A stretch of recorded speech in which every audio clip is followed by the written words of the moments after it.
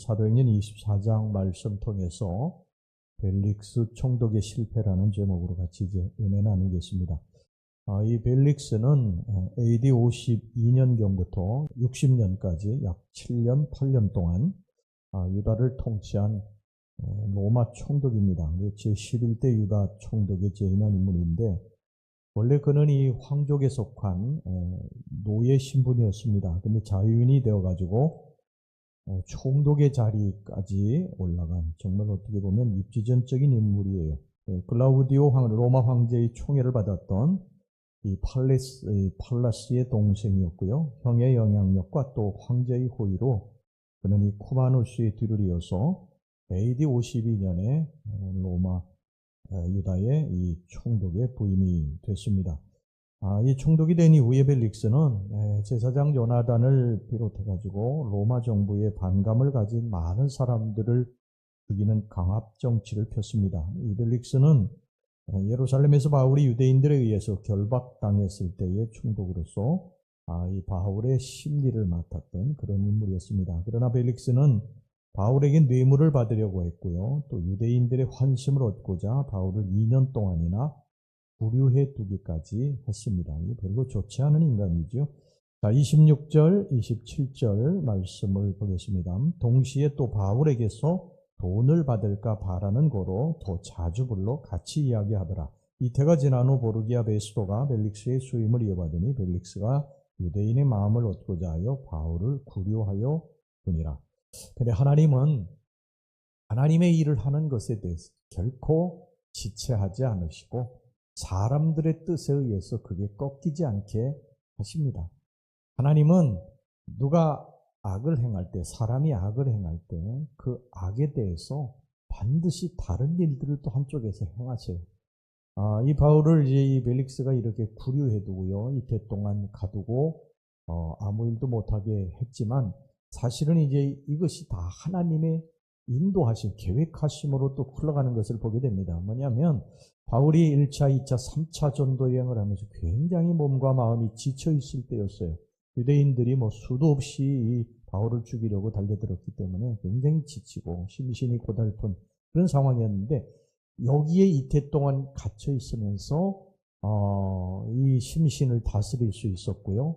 또 유대인들의 그런 위협, 죽이려고 하는 그런 위협으로도 또 벗어날 수 있었고, 앞으로 이제 로마에 가서 복음을 전하리라고 또 우리 주님께서 말씀하시지 않으셨습니까? 환상 중에.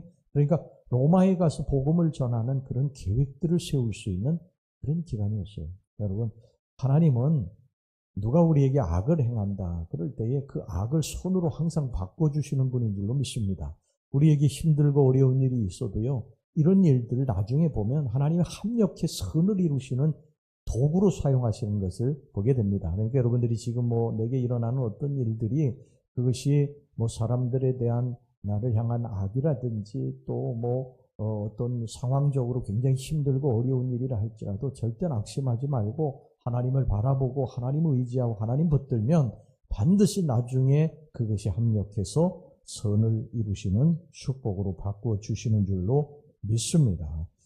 자, 오늘 여기 그 본문에 보면 이 벨릭스가 구원을 받을 수 있는 기회를 놓치게 됩니다. 그는 그의 아내 유대 여자의 드루실라와 함께 바울을 불러가지고, 바울이 이야기하는 예수에 대한 이야기가 처음 듣는 이야기거든요. 그래서 예수에 대해서 듣기를 원해서 24절 보세요. 수일 후에 벨릭스가 그 아내 유대 여자 드루실라와 함께 와서 바울을 불러 그리스도 예수 믿는 도를 듣거늘. 이 드루실라는 여기 보면 유대 여자라고 되어 있죠. 유대 여자입니다. 이 벨릭스가 유대 여자하고 결혼했는데 벨릭스 세 번째 아내입니다. 세 번째 아내. 이 헤롯왕 아그리빠 1세의 셋째 딸입니다. 원래는 이 드루실라가 결혼한 여자였어요.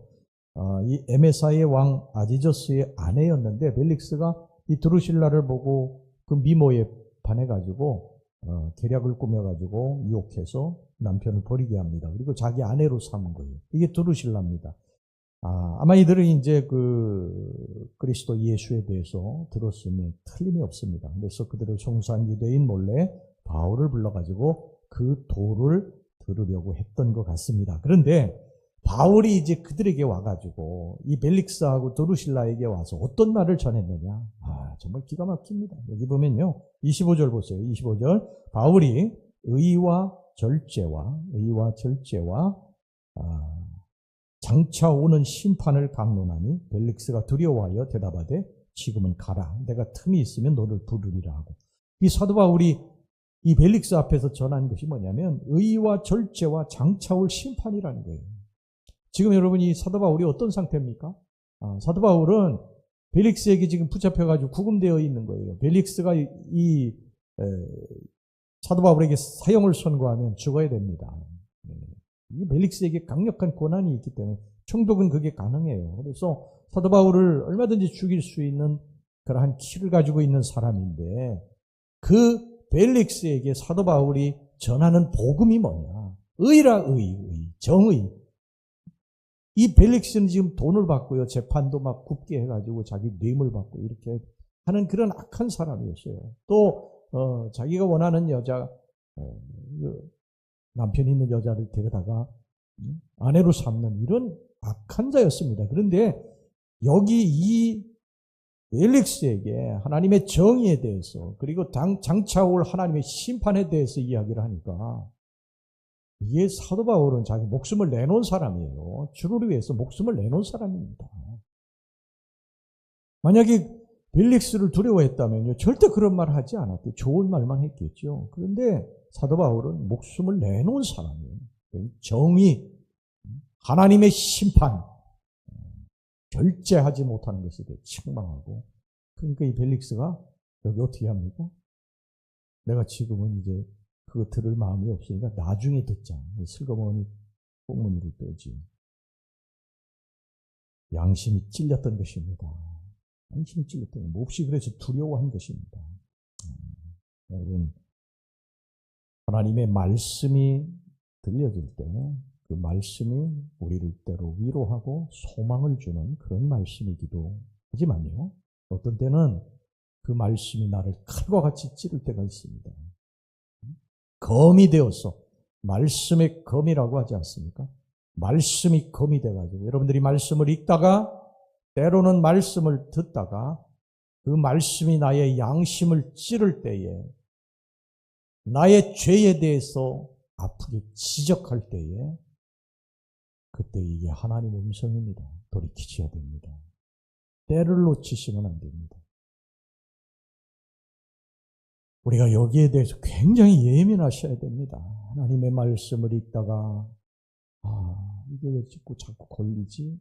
왜 자꾸 이게 내 마음속에 떠오르지? 하나님의 말씀을 듣다가 왜 이게 자꾸 집에 갔는데도 말씀을 듣고 왔는데 이게 왜 자꾸 내 마음을 이게 찌르지? 여기 하나님의 음성입니다. 절대적으로 돌이키셔야 됩니다. 그렇지 않으면 하나님께서 여러분들의 그 문제에 대해서 반드시 책임을 물으실 것입니다. 죄에 대해서 떠오르게 만드실 것입니다. 성경은 뭐라고 그러냐면요. 지금이 구원받을 때야. 구원받을 만한 때야. 지금. 앞으로가 아니라 지금입니다. 지금 회개하지 않으면, 돌이키지 않으면 반드시 후회할 날이 올 수도 있다. 물론 하나님이 또다시 기회를 주실 수도 있죠. 그러나 기회를 안 주실 수도 있습니다. 그게 마지막일 수도 있어요. 마지막 경고일 수도 있는 것입니다. 그러니까 여러분, 말씀 앞에서 늘 우리는 겸허하셔야 됩니다. 할렐루야. 우리가 말씀을 많이 알고 읽고 이게 중요한 게 아니에요. 여러분 교회를 수십 년간 다니고 그래서 말씀을 많이 알고 듣고 이게 중요한 게 아니에요. 말씀을 듣고 읽다가 하나님의 음성을 들어야 됩니다. 그리고 돌이킬 건 돌이켜야 되고 잘못한 건 내가 하나님 앞에 잘못했다고 해야 돼요. 그래야 그 말씀이 나에게 능력이 되는 줄로 믿습니다. 오늘 여기 벨릭스가 구원받지 못한 또 하나의 이유가 있어요. 벨릭스는 돈을 사랑한 사람이에요. 돈을. 그러니까 이 판결을 내리는 사람이 돈을 받고 판결을 자기 마음대로 한 거예요. 원칙대로 법대로 하지 않은 것입니다. 사도 바울에게도 돈을 받으려고 했는데 사도 바울이 돈이 있습니까? 줄 돈이 있어요. 줄 돈이 있어도 절대 주지 않았겠죠. 그 판결을 잘하게 해달라고 돈을 주지 않았을 것입니다. 그러니까 사도 바울을 계속 가둔 거예요.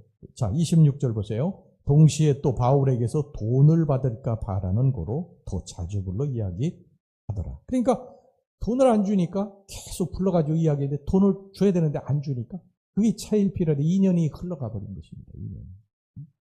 얼마나 사악한 사람입니까? 그는 인생을 그렇게 악하게 살아온 사람이에요. 근데 이 악하게 살아온 사람에게 사도 바울이 정의에 대해서 하나님의 심판에 대해서 장차올 하나님의 심판에 대해서 이야기하니까 뭐 얼마나 가슴이 찔렸겠어요. 그러니까 두려워하고서 얼른 보낸 것입니다. 여러분 돈이라고 하는 건요. 악한 것도 아니고 선한 것도 아니에요. 성경은 돈을 악한 것이라고 말씀하지 않아요.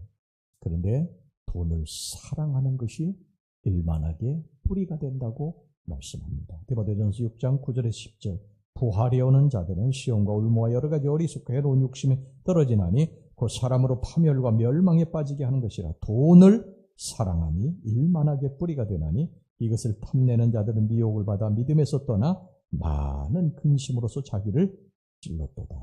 여러분 우리 성도들은 돈에 눈이 어두워서 영적인 축복을 가볍게 버리는 어리석은 자들이 되지 않도록 조심해야 됩니다. 왜 그런지 아세요? 이 돈 뒤에는 만몬이라고 하는 힘이 있기 때문에 그런 것입니다. 우리의 주인은 누구십니까? 예수 그리스도. 그렇게 나의 하나님이십니다. 그분이 나의 주인이신데 그 주인은 그 속에 만몬의 신을 모셔서는 안 된다는 거예요. 돈이 필요하죠. 이 땅에 살아가는데 돈이 필요합니다. 돈이 없으면 사람들이 멸시받고 또 마음대로 할 것도 하지 못해요. 그 채워주시는 분은 하나님이신 것을 여러분 믿으시고 그 물질을 쫓아서 살아가서는 안 된다. 이 벨릭스는 결국은 여기 총독에서 이제 쫓겨나게 되고요. 총독의 자리에서 이제 떠나가게 됩니다. 사랑하는 우리 성도 여러분, 오늘 두 가지 말씀드렸죠. 우리들에게 구원의 기회가 있다. 하나님이 우리들에게 기회를 주실 때가 있다. 회개의 기회를 주신다. 돌이킬 기회를 주신다. 그리고 돈을 사랑해서는 안 된다. 만나는 하늘로부터 하늘에서 내리는 것입니다. 하나님이 만나를 내려주셔야 가서 거둘 수 있는 거예요. 안식일에는 만나가 내리지 않았어요. 그래서 이스라엘 백성들이 가서 거두려고 나가봤더니 아무것도 없는 거예요. 여러분 지금 우리가 세상에 나가서 거둘 수 있는 것은 하나님이 만나를 내려주셔야 거둘 수 있는 것입니다. 하나님이 그치시면 우리는 아무것도 거둘 수 없는 거예요. 새벽부터 밤늦게까지 애쓰고 수고해도 거둘 수 없는 거예요. 그러니까 여러분 돈의 주인 누구십니까? 하나님이십니다. 그러니까 우리가 하나님을 한 분 붙들고 살아야지 돈 붙들고 가면 큰일 납니다. 만몬의 신 붙들고 가면 큰일 납니다. 여러분 이 세상상 사람이 떡으로만 사는 게 아니다. 하나님 말씀으로 산다. 가룟 유다가 물질 사랑하다가 결국 멸망의 길로 가지 않았습니까? 아간이 물질 사랑하다 멸망의 길로 가지 않았어요? 우리가 이런 길을 되풀이하지 않기를 위해서 언제나 우리 예수님을 주인으로 모시고 살아가는 저와 여러분들이 되시기를 주님의 이름으로 축원합니다. 예, 기도하겠습니다. 하나님 아버지, 저희들에게 회개의 기회를 주실 때 주께로 돌이키게 해주시기를 원합니다. 주님의 음성을 들려주실 때 저희들이 이것을 주님의 음성으로 아멘으로 받아들이고 돌이켜서 주님 품으로 다시 돌아오게 하여 주시옵소서. 돈을 우리의 주인으로 섬기지 않게 해주시기를 원합니다. 우리의 주인은 오직 예수님 한 분뿐이십니다. 그 예수님 한 분 붙들고 저희들의 인생을 살고 우리 예수님 때문에 축복받고 예수님 때문에 물질의 채움도 얻는 놀라운 우리 성도들이 되게 주시옵소서. 예수님의 이름으로 기도하옵나이다. 아멘.